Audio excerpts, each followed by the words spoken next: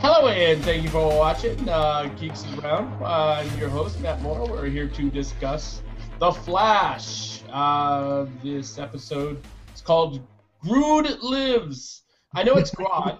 I know it's Grodd Lives. Everyone knows it's Grodd Lives. But Grodd pronounces it Grodd. No, he didn't, which is weird. Because, of course, he's got to say, I am Grodd. Because that's not a ripoff of another series. I know we haven't gotten to the introductions, but I really got to stop you right there. He did say Grodd. He did. It's just how deep the voice was. It sounded like Grodd, but it was actually Grodd. Well, yeah. All right, and again, I'm your host, Matt Moore. I want to thank you for watching. Let's introduce the panel, including interrupting Charles. How you doing, Charles? Yeah, I'm sorry if I interrupted, but I had to correct you, dude. But yeah, here we go. The episode was great. I absolutely loved it. I thought it was awesome, and one particular scene with Grodd and a banana was downright hilarious. Really? I thought that was cool. Yes. But I love the episode. Yeah. And next we have Isaiah. How you doing, Isaiah? I'm doing great. I don't know what to say about this episode because, to be honest, I didn't really care that much until I saw Grodd. And when I saw him, I was like, yes, that character deserves like a main attention because everything was just, I didn't give a fuck. Iris kept bitching, moaning, bitching. I mean, she had every right to bitch, but let's be honest, she bitches all the time.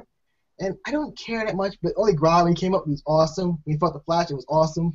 After that, didn't care that much. Would you like a banana? That's racist, you asshole. Racist. Just like Whedon. And next we have Lou. What did you think of the episode, Lou? I liked the episode. I mean, we saw a lot of traits to Grodd's personality. So, what you mean, I thoroughly enjoyed it. I especially loved the scene that he said he wanted no banana. Yeah, that was pretty cool. Yeah. Sorry. First off, my apologies to Phil Bananas. I have to apologize to him. I don't think he'll see this, but maybe he will because we're giving him a shout out.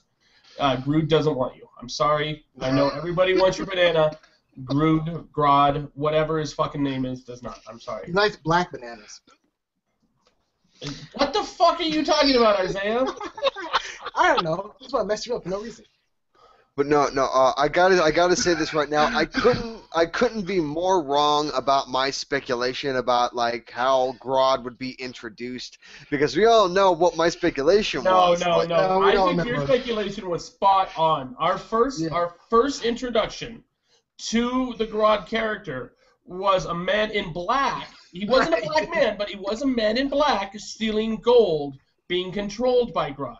So you had the right words. You were just putting them in the wrong order. That was classic, though. You said that Grodd would be a black man somehow, but no, it was a man in black. See, right words, wrong order.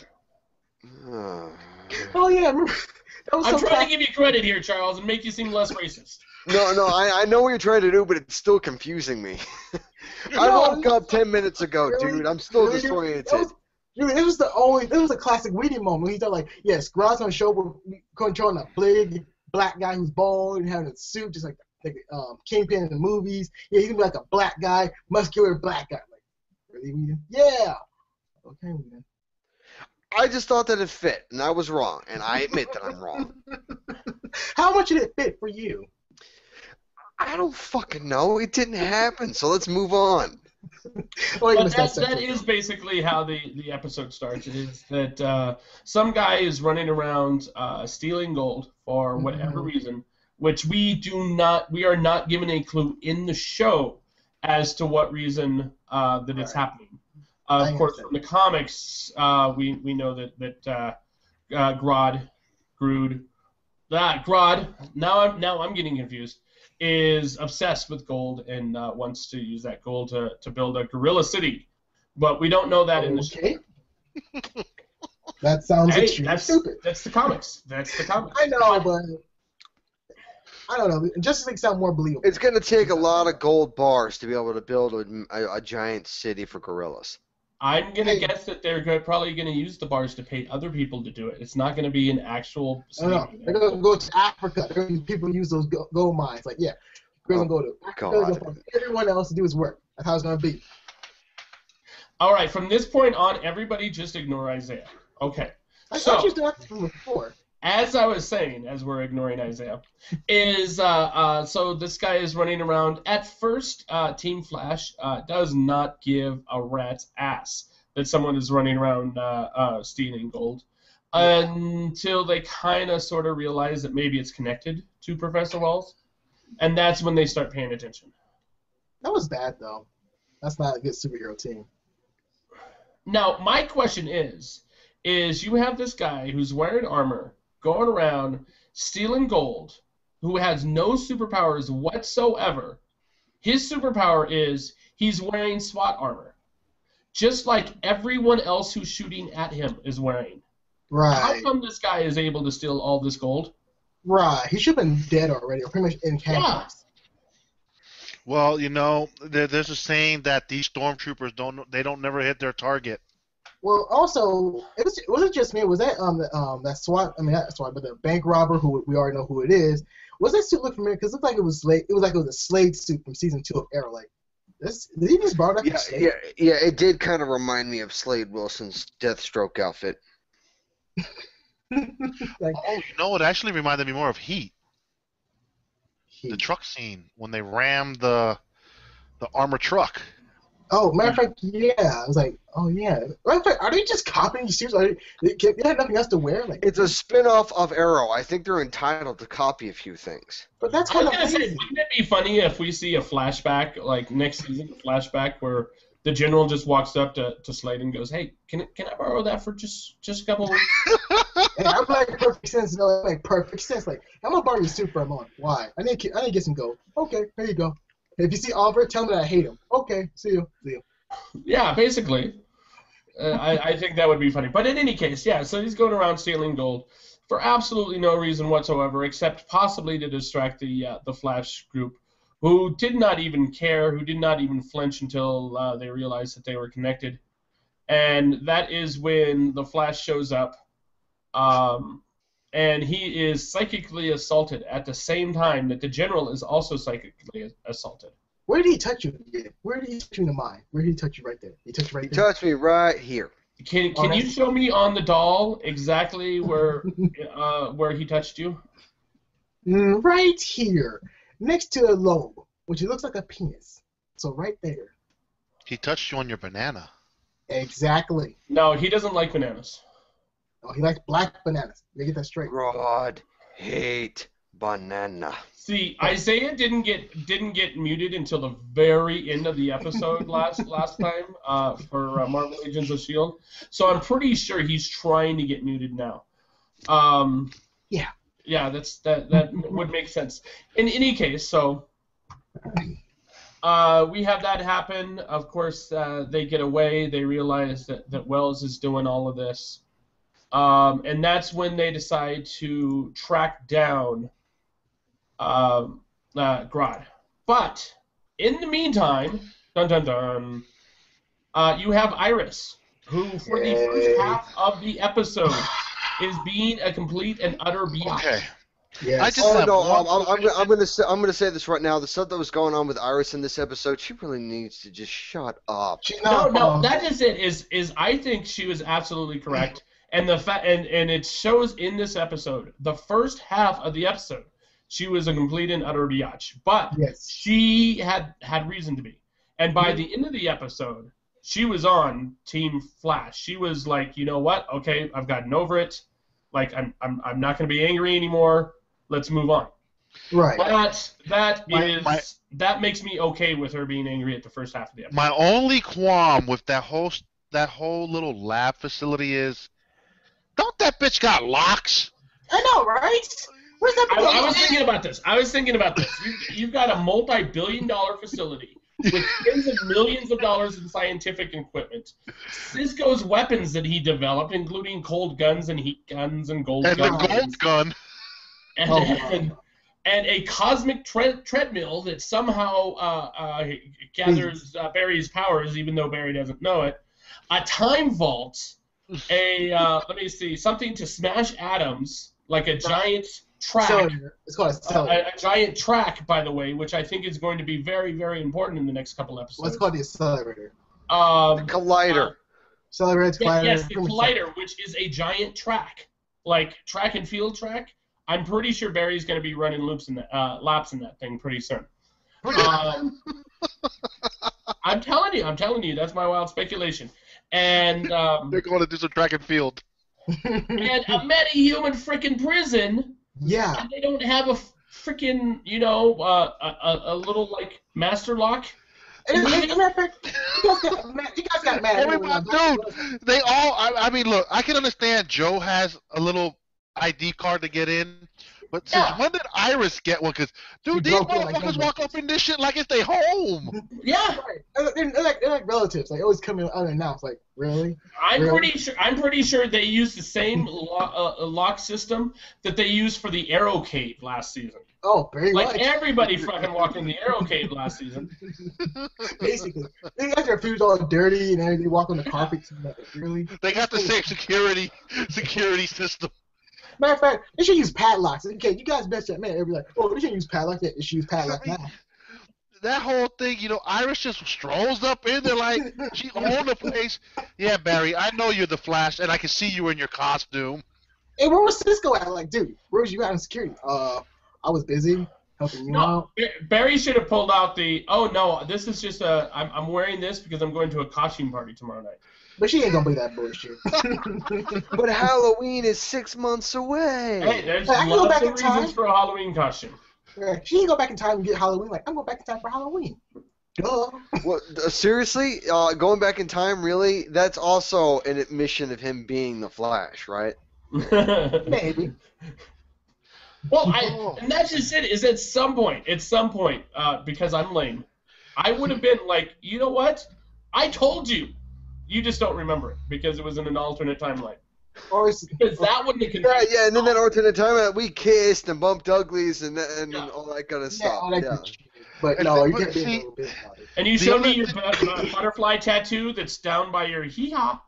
Yeah, it's actually nice. It's just like, Barry! How do you know that? Hey, once you go black, you never go back, right, Iris? Why are you asking Iris that? Hey, it'd be fun. Barry's not black. Hey, you never know. And even if he was black, it'd be black on black, not white on black or anything like that. Wow, Charles, you actually said black on black.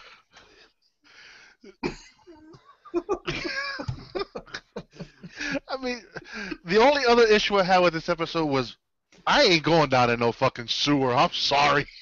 Right, I'm not doing it. Well, didn't you hear Cisco? I mean, if he hadn't watched Jurassic Park, he wouldn't be nearly as terrified as he was then. Right. And remember, Joe should have saw Jurassic Park as well. Like, remember what happened to the black guy, Joe? All right. Seriously, if Cisco had just shut the fuck up, he probably wouldn't have gone down in that sewer.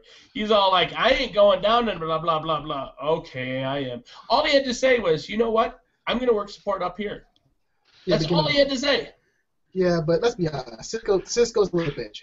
I mean, dude, but seriously, I don't care how fast you are. Joe, you have no fucking powers whatsoever. Why do you want to go down to the fucking sewer and look for a 2,000-pound ape? Oh, for Eddie. Like, fuck Eddie. He can come in all the time. He ain't going there. No. The reason why he went down there is because he's a cop and it's his job. If it's a threat to the city, it's his obligation. What the fuck is Cisco doing down there? Right. What's he doing? Yeah, I really don't know. And that was just it. That was one of Iris's complaints. Was to drop the lights. Exactly.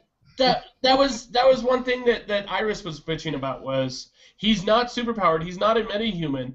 Like, he shouldn't be down there risking his life. It's like you do realize that a fucking scientist with no fighting ability whatsoever is down there with them, right? A guy who does not have a gun or any weapon whatsoever. Well, Cisco does have fighting skills when he went up against Piper. That's nothing. To find out information about Ronnie. Shit. He was a bullshit character. No one remembers. I mean, I admit that fighting skill is not going to be anything against a 2,000-pound gorilla, but still, I mean, it's been confirmed he's only 800 pounds. But go on. He doesn't really fight 800 people pounds. anyway. Only 800 pounds. Only 800 pounds, exactly. 800 pounds, that's mostly muscle. He doesn't really fight people. He can go in someone's minds, which we saw right here in this episode, which really was badass. But no. He can just fuck your mind up. Be done with it. The only reason why Cisco went into that thing was because they needed a third person for the scene, and they weren't going to bring in Caitlin, and they weren't going to bring in Iris, and you know what? Caitlin would have been the better choice. Because if you remember when Grodd was controlling Eiling, Grodd looked at Caitlin and said, "Caitlin, good." So she would have been able to been able to talk him down. They needed Cisco to hold the banana. Yeah, like Cisco. But Joe was the one that ended up holding the banana, not Cisco. Cisco was completely useless down there. But Cisco brought the banana. He was a racist for being a banana. Who gives a shit? Yeah. Right. And also, matter of fact, you make a good point. Like, why can't you bring the key people down to go get Grodd? So again, Well, no, I'm saying Caitlin would have been the only logical choice because Grodd and Caitlin have a good relationship between the two of them, and she would have been able to talk him down, to be able to calm him down. Possibly. It sounds like Shield. There would have been a high enough chance to at least try it. Yeah. Okay. You go ahead. This is my question, is that the supersonic punch. Mm-hmm. I would have been pissed if they did not try the supersonic punch. I know, right? That's what I would have been very upset if they did not try that. As a matter of fact, I think it was one of my wild speculations that they would do the supersonic punch against Grodd. You know, I think Quicksilver perfected the supersonic punch to a degree. Yeah, that's true too. Because every time to take out fucking Captain the Flash does this supersonic punch, he ends up flying for 20 feet. Instead of just running up to his person and punching them, going super fast, which would be a supersonic punch, why does he have to fly at you? That's a good question. It could be. Grodd caught that shit like it was nothing. Yeah, he was like, oh. Yeah, it could be velocity, but the second you get off the ground and start flying, you start losing velocity. Yeah. That's the point yeah. My thought is that Grodd, like, how the fuck Grodd did that, I have no idea. Like, he can sense the mind coming towards him. I know this is the comic book, but the idea of the supersonic punch is based in physics, right. And that's simple. It's E = mc squared. Like, it's one of the simplest formulas out there. Energy times mass, acceleration times energy equals I forget.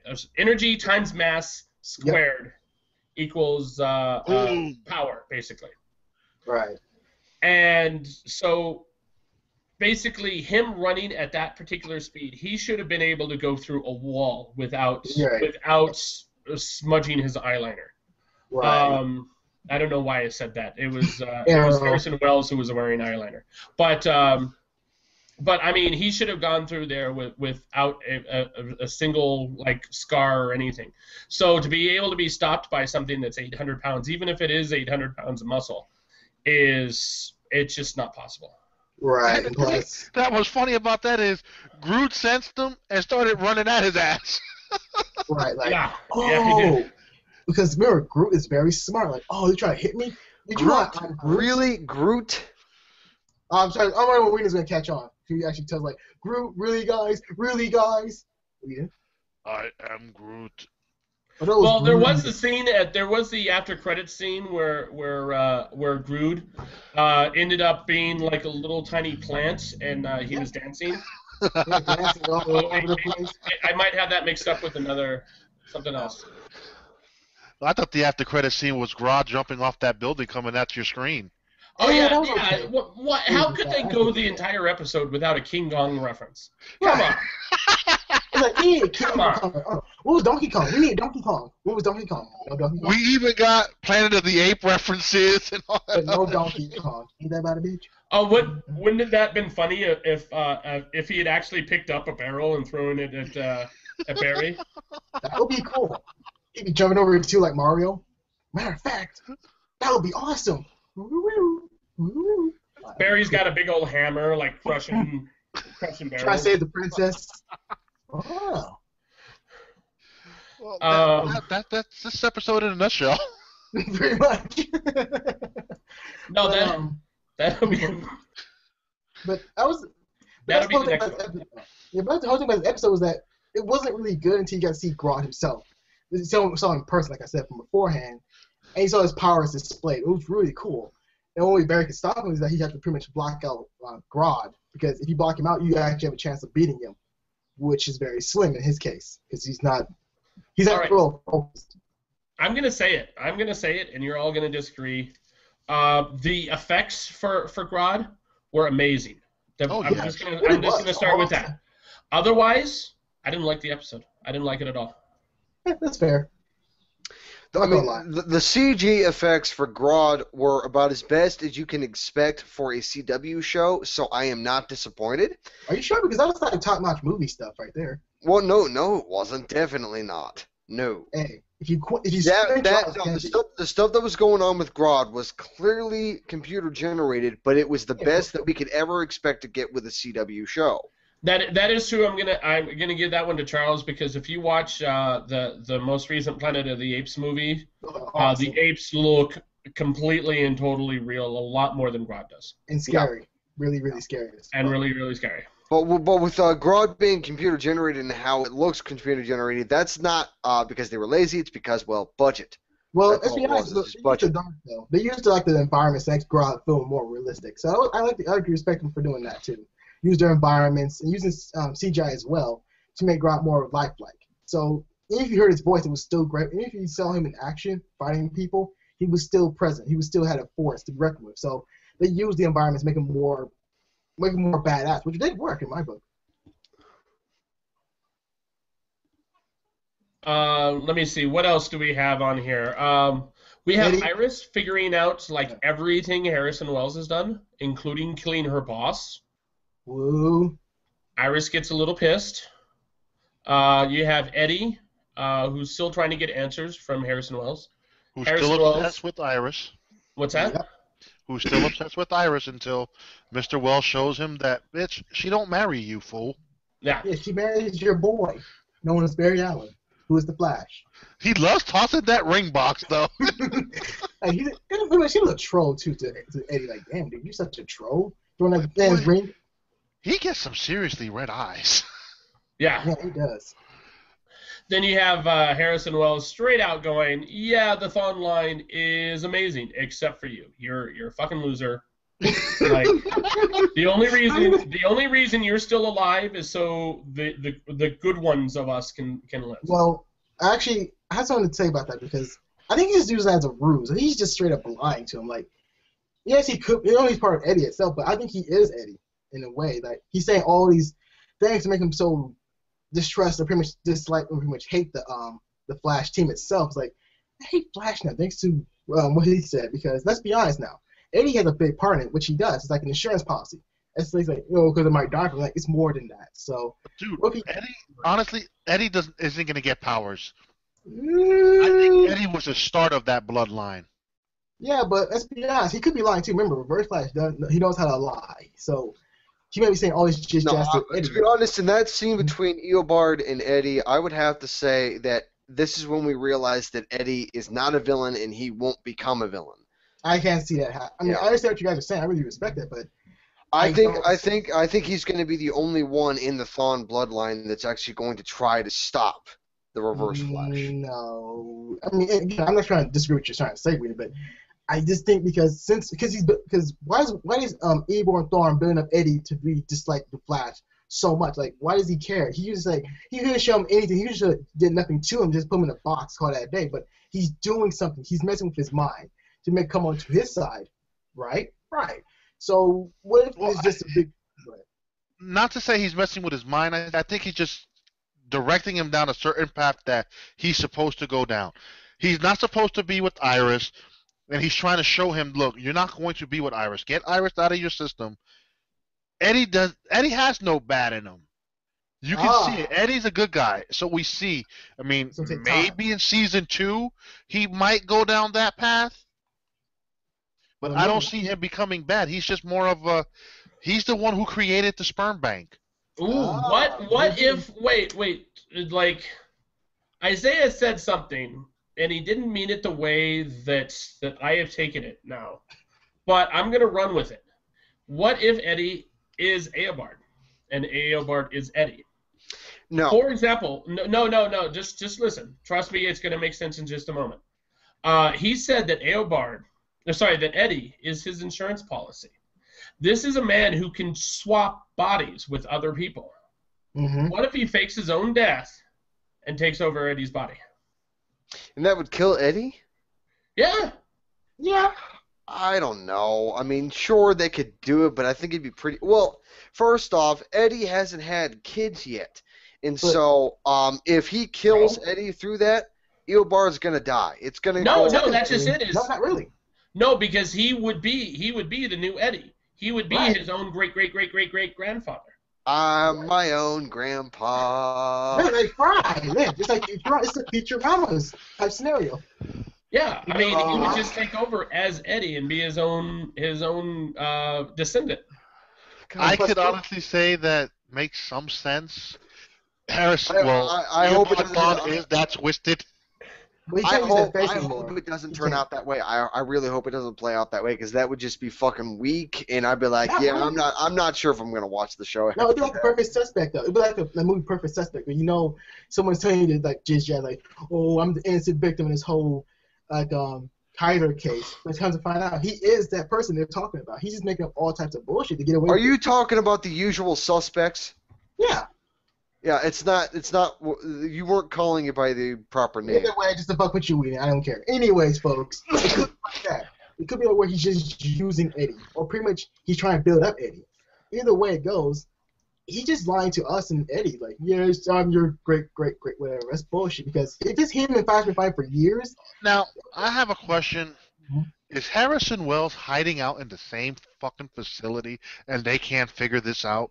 I think so, yes. Yeah. He's I mean, what better place for him to hide than right under their noses?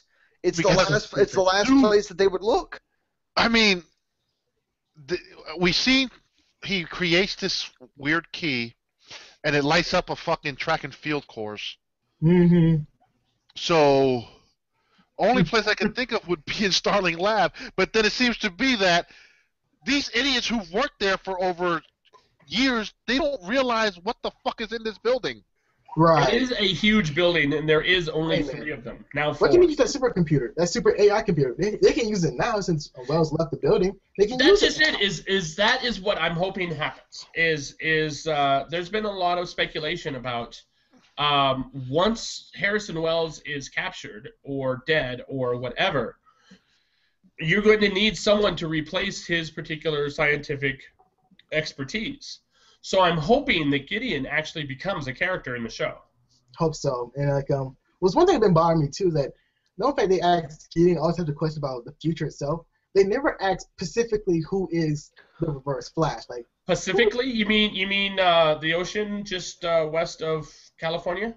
Bingo. That's what I'm talking about. Anyways, because you said Pacifically, not specifically. Either way. Yeah, Isaiah, you're going to need a little bit of specificity, or whatever it's called. Exactly. Shut up, Whedon. Anyways, folks. So it kind of makes me wonder, like, why have you asked about why does Reverse Flash need Eddie? And you say he's insurance policy, like, and me and Matt they don't like playing around with this idea as well. That what is he? They didn't really ask the computer because the computer knows everything. I mean, literally everything. So then they asked like, so why does Reverse Flash need Eddie again? Well, because he kind of is Eddie in a sense. I mean, if he ends up taking over, or I should say, if he ends up adopting Eddie's body, ends up taking over for Eddie, he would still be a speedster. So you would still have a Reverse Flash. It would just be a different Reverse Flash. And also, whoever is the original speedster itself can pass on that heritage. Eddie, like you guys said, has no speed force. So how in the hell does the Reverse Flash get those powers? Isaiah, what if they're not using Eddie as the one who passed on the Speed Force, and Eddie's just the sperm bank that created the line? It's actually it is Eddie himself in general. Okay, we know Eddie's the one in the comic, but what if they're not pulling that particular source and going a different route? But that's if it was okay. Let's say like the hypothetical one. Like if his mother was a Speed Force user, then why the hell you just pretty much use her instead of using Eddie? Because you always use another sperm donor. You don't really need Eddie himself. So why do you keep him alive again? You know what's going to be funny? Here we go. Season finale. Boom. The Reverse Flash makes it back to his time, and Barry is upset that he couldn't stop him in time. Yeah, that's pretty much it. Because he can't. It's because if he does stop him in time, will he actually still become the Flash? It's like there's a type of scenario. Well, there is a certain scene where we see Barry and Harrison in the pipeline, and they're looking at each other. I mean, that was revealed in one of the previous trailers. I'm not going to give. But we also saw that already, though. I didn't see it, so I'm good.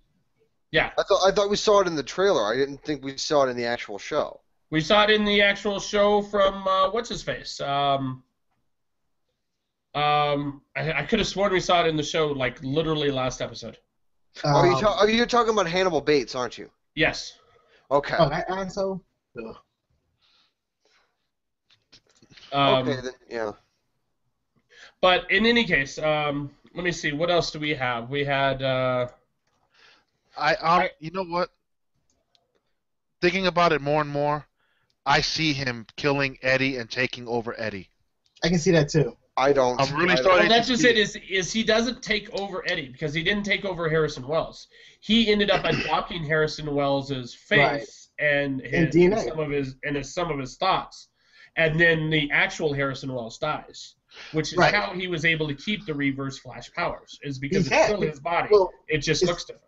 Well, and also, folks, make this interesting as well. The Reverse Flash is known to do this too. He's known to take over people's bodies because he doesn't really care about their own timelines within people's history because he's willing to destroy that the reality itself and just to be his own reality. He's willing to do that because he can easily wipe out someone's history within the within the Speed Force. So he's very powerful. Unless he's not more powerful than the Flash because he needs the power from the Flash because the Negative Force is created from him because he needs the Speed Force so he can create the Negative Speed Force. So from that way, yeah. Thinking about it more and more, I think we're going to see that next week or by the season finale, that he will end up killing Eddie, taking Eddie's looks, but still end up being the Reverse Flash, and everybody will think either he died or he just vanished, but he'll be around the whole time. Right, because he can make duplicates, remember? We all know he can make duplicates, so he's not that stupid. Like, I need plan B, because they might kill me. Oh, yes, Eddie. Hey, Eddie, come here for a second. What? Well, you got the device that's like Fringe. Don't worry about it. My theory as to what's going to happen is that I think Harrison is going to give Eddie some of the Speed Force that's going to cause Eddie to become another speedster. That'd be really cool too, Whedon, but that doesn't technically work out like that. It's more complex than that. If it's genetic, it's cool, but it's not really. Okay, it's simple. To that theory there, he just gives him. Remember that one lady said she had another one of those dumb little machines. So, boom, he goes, steals the machine, gives it to Eddie. I'm gonna teach you how to become the Reverse Flash, and now we'll be two of them. But that's more dangerous too. The tachyon particle, you give it to someone who's not really a Speed Force user, that could actually technically kill him. So you're endangering your own timeline of doing that. Well, assuming they have the same genetics or at least similar genetics, it probably wouldn't. No, that's not me endorsing Lou's idea because I don't think Lou's idea is correct. But it's possible. Yeah. But it's just hard for me to actually picture it because since the Speed Force is all heritage based, Eddie does not get right now. Eddie doesn't have the Speed Force at all. So how can you get someone the Speed Force when you know he never had it in the first place? And Reverse Flash tells him this, but he's actually lying to him. So you can't really trust this guy's word to say bank on it. He's just lying to everyone else. I'm just gonna go with what you guys originally came up with. Eddie. Now let's kill Eddie and take over Eddie's body. Let's talk about Eileen. Eileen ends up being captured. Eileen ends up being, of course, the man under the black mask. So when he's finally released from Grodd's control, he basically goes, "Are you going to keep me here forever? No? Okay, you're going to release me. And oh yeah, by the way, I know you're the Flash, and I've known for months, and I don't give a shit." Yeah, I got a gorilla to go catch. Yeah, I got priorities. I got shit to do. Just like Arrow. Well, no, I'm curious. I'm curious as to like why he didn't do anything about Barry being the Flash. Like, remember that episode? Remember that episode where the Flash was trying to protect Ronnie, and Island threw up that little cube thing that shot all those needles into Barry, and saying like, "Oh, the real mission is to get him, but getting you—that's just gravy." I mean, I'm curious as to like why he wanted the Flash in that moment, when now it's like, yeah, I really don't care that you're a Flash. I've known for months. Possibly because of the fact that the Flash and him have similar goals. Yeah. Is so the Flash is doing the same shit he is. I don't know. But and it's gotta help. It's gotta help that Eileen's like the person he hates the most in the world, Harrison Wells, is no longer working with him. So that's got to help as well. He's got to be like, you know what? Fuck that guy. You agree, fuck that guy. So at least you're not working for this guy who is absolutely going to take advantage of people with powers.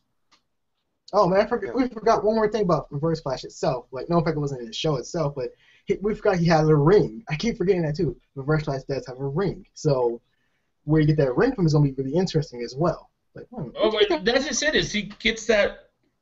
If the comic holds true, the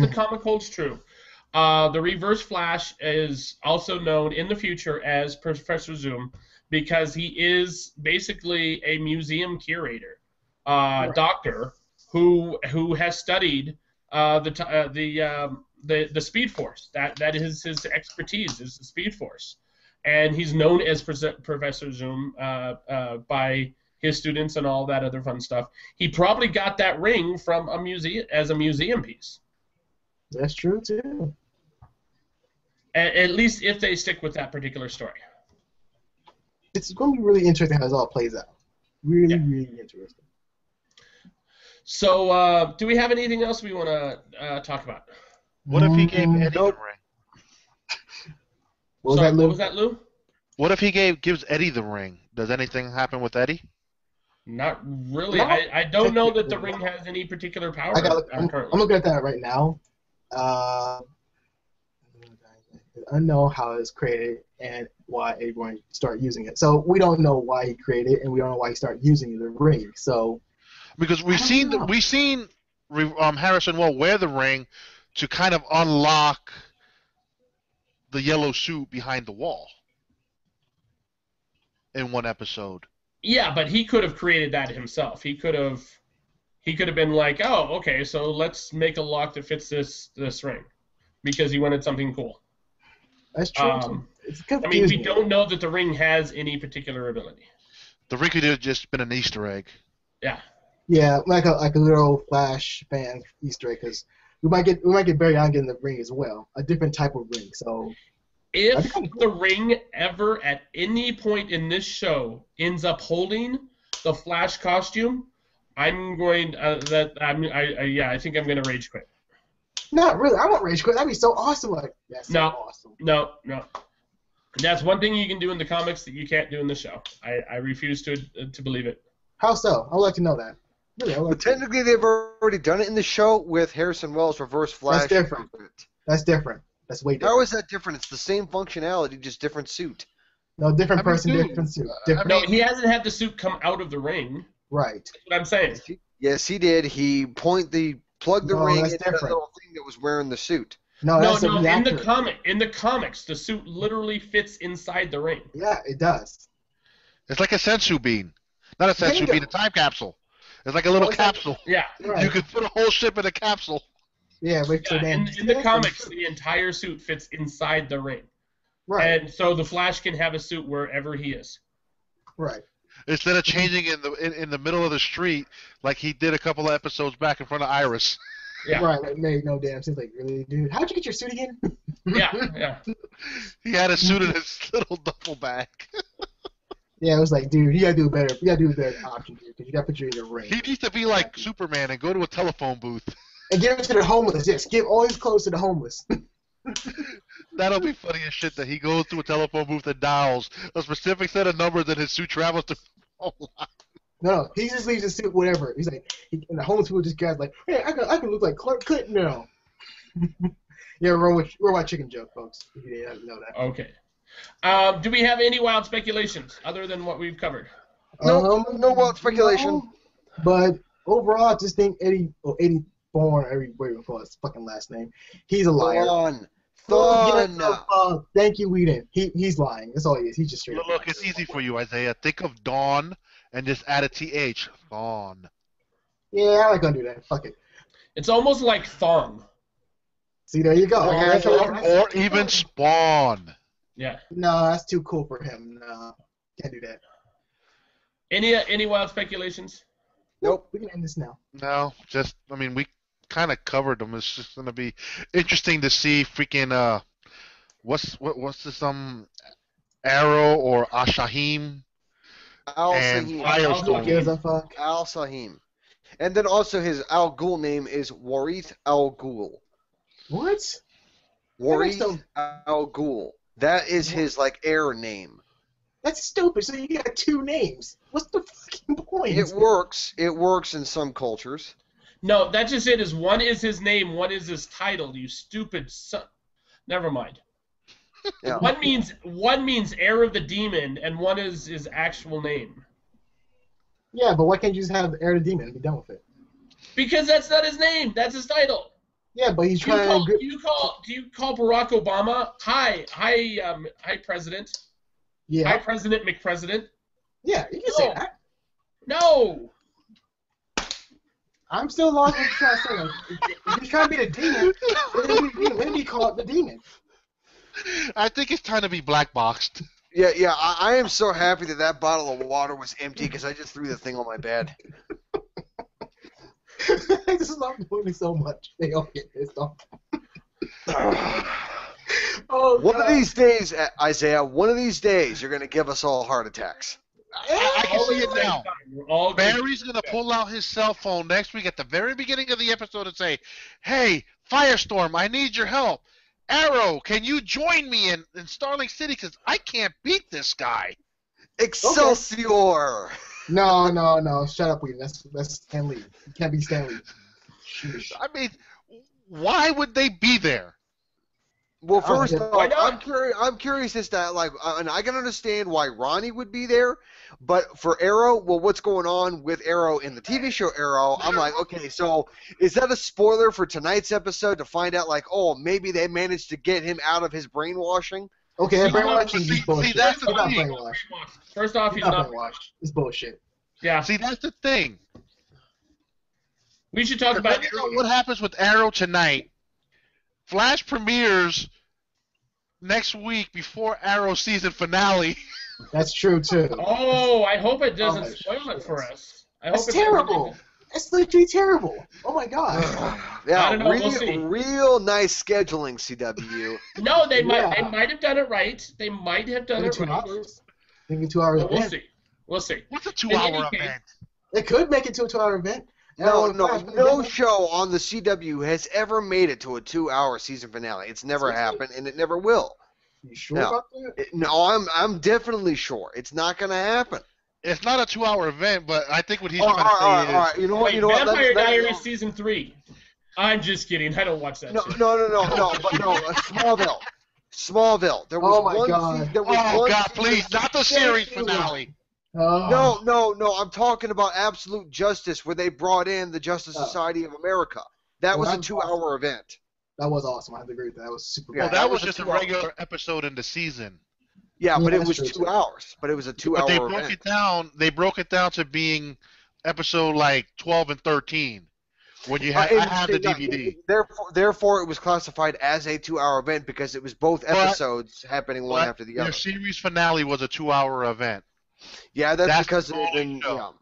Yeah, and I wouldn't be surprised if Supernatural did a 2-hour event after 10 years. So. Oh, sweet Jesus! There you go. Thank you, Whedon. Thank you very much. I'm just saying, dude. I mean, all right. Just to be clear, 2-hour season finales or 2-hour TV episodes in general do not happen often on the CW. They don't. I mean, let's be real. What the Flash needs to do, the Flash, instead of calling Ashahim, shut up, Matt, and Firestorm, he should just pick up the phone and dial Superman. Yeah, there we go. Superman is not in this universe, unfortunately. Supergirl. Okay, we can invent him some way. Give a Supergirl. I'm sorry, You know what? What makes you think Superman has a freaking cell phone? Did you see him with a cell phone in that fucking movie? Picture this. He didn't have a fucking cell phone. Picture this, everyone. Picture this, okay? Arrow, Firestorm show up and say, like, you know what? We can't take them on together. But I heard that there was this really strong guy that lives in this city called Metropolis. Let me call him and bring him in. Yeah. What Superman is it? Is Superman Prime or is it Superman of Fuck you, Isaiah. We're done. We're done. Yeah. www.geeksoftheround.com. You can watch this and other shows. Tomorrow night, of course, we're going to discuss Arrow and see exactly whether or not Ollie is brainwashed. I'm saying no, but we'll see. And make sure to check us out, geeksoftheround.com, youtube.com/geeksoftheround, Twitter, Facebook, Google+. Of course, all three you can find us at Geeks of the Round. Give us a call at 801-609-GOTR. That, again, is 801-609-4687. You can also email us at geeksoftheround@gmail.com. I want to thank everyone for watching, and we'll see you next time. Peace. Bye-bye.